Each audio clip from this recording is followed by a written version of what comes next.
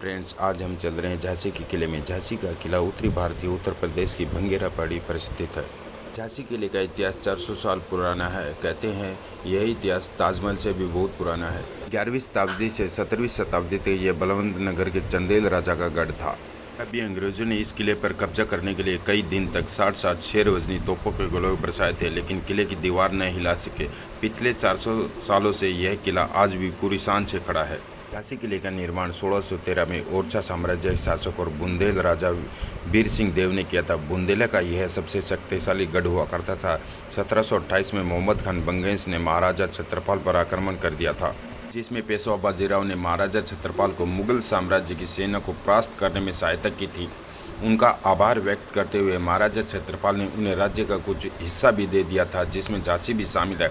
इसके बाद 1742 में नारो शंकर को झांसी का सूबेदार बना दिया गया।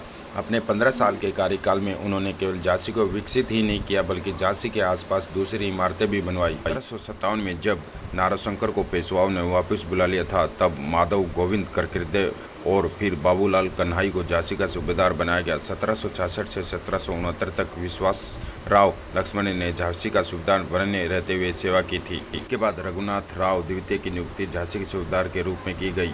रघुनाथ एक कुशल प्रशासक था। उन्होंने राज्य का राजस्व बढ़ाने में काफ़ी सहायता की और किले के अंदर महालक्ष्मी मंदिर और रघुनाथ मंदिर का निर्माण भी कराया गया।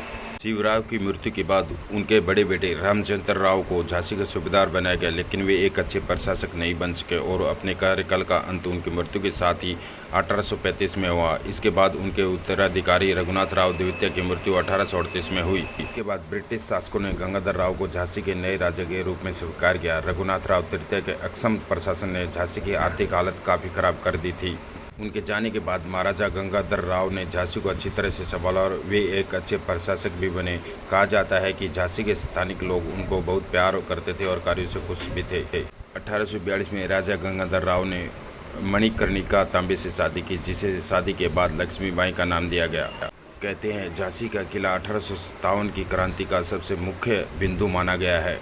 झांसी का किला तकरीबन 15 एकड़ में फैला हुआ है। जानकारों के अनुसार यह 312 मीटर लंबा और 225 मीटर फैला हुआ है। खुदान स्थल, कड़क बिजली तोप पर्यटकों का विशेष आकर्षण है। फांसी गोर को राजा गंगाधर के समय उपयोग किया जाता था, जिसका प्रयोग रानी ने बंद करवा दिया था। चलिए दोस्तों, अब हम किले के अंदर चलते हैं।